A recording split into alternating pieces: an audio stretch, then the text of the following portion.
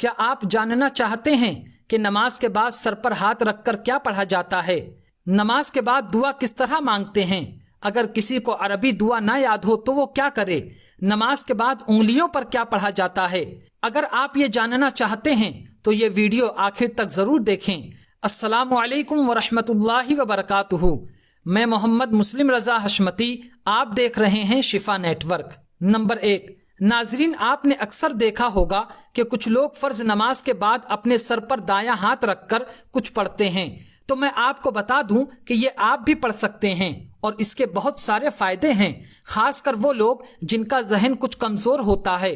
اور یہ دعا بچے بھی پڑھ سکتے ہیں، اور طالب علم کو تو یہ دعا ضرور پڑھنا چاہیے۔ اس دعا کے پڑھنے کا طریقہ یہ ہے کہ آپ 5 وقت کی نمازوں میں فرض نماز کے بعد سلام پھیرتے ہی اپنا دایاں ہاتھ اپنی پیشانی پر رکھ لیں اور 11 مرتبہ اللہ تبارک و تعالی کا ایک مبارک نام یا قویو پڑھیں۔ دوبارہ سن لیجئے، 11 مرتبہ یا قویو پڑھنا ہے۔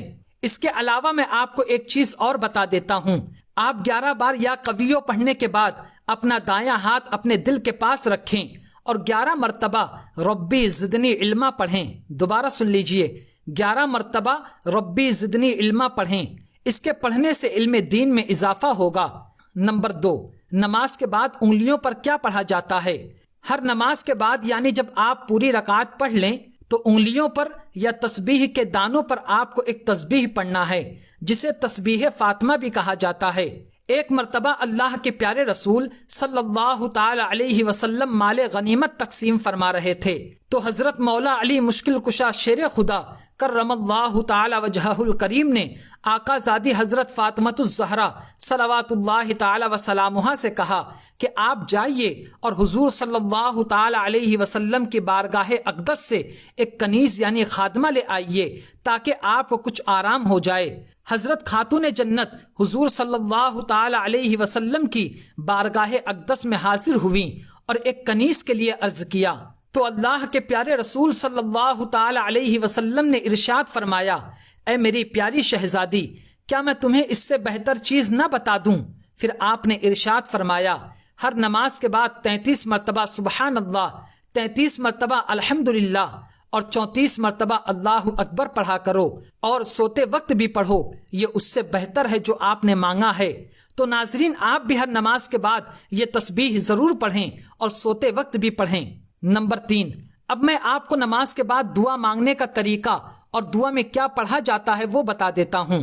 ایک بات کا دھیان رکھیں کہ ہم دعا 2 بار مانگتے ہیں، ایک فرض نماز کے بعد، دوسرا پوری نماز پڑھنے کے بعد۔ فرض نماز پڑھنے کے بعد آپ کو کون سی دعا پڑھنی ہے وہ میں آپ کو ابھی بتاتا ہوں، لیکن اس سے پہلے آپ ایک بات ذہن نشین کر لیجئے کہ اگر آپ امام کے پیچھے نماز پڑھ رہے ہیں تو جب نماز کے بعد امام صاحب دعا مانگیں تو آپ کو صرف آمین کہنا ہے، اور اگر آپ تنہا نماز پڑھ رہے ہیں تو اس طرح دعا مانگیں۔ سلام پھیرنے کے بعد آپ دعا کے لیے ہاتھ اٹھائیں اور درود پاک پڑھیں۔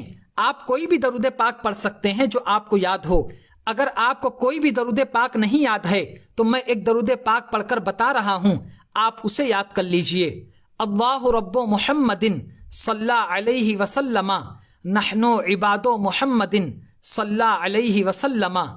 یہ درود پاک پڑھنے کے بعد آپ یہ دعا پڑھیں، اللہم انت السلام ومنک السلام والیک یرجع السلام فحینا ربنا بالسلام وادخلنا دار السلام تبارکت ربنا وتعالیت یا ذا الجلال والاکرام وصلی اللہ تعالی علی خیر خلقہ سیدنا محمد وعلی آلہ واصحابہ اجمعین برحمتک یا ارحم الراحمین۔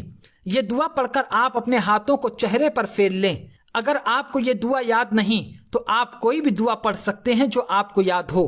دوسری مرتبہ دعا مانگنے کا وقت تب آتا ہے جب ہم پوری نماز پڑھ لیتے ہیں، تو اس وقت کون سی دعائیں پڑھنی چاہیے وہ غور سے سنیں اور یاد کرنے کی کوشش کریں۔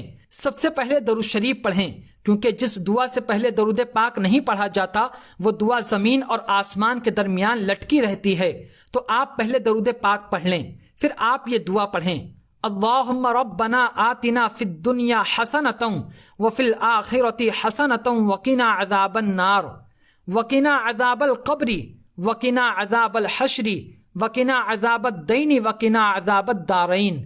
اللہم ثبت اقدامنا علی الاسلام، اللہم انصرنا علی القوم الکافرین، اللہم انصرنا علی القوم المرتدین، اللہم احفظنا من کل بلاء الدنیا وعذاب الآخرہ، اللہم اعز الاسلام والمسلمین، اللہم اذل الشرک والمشرکین۔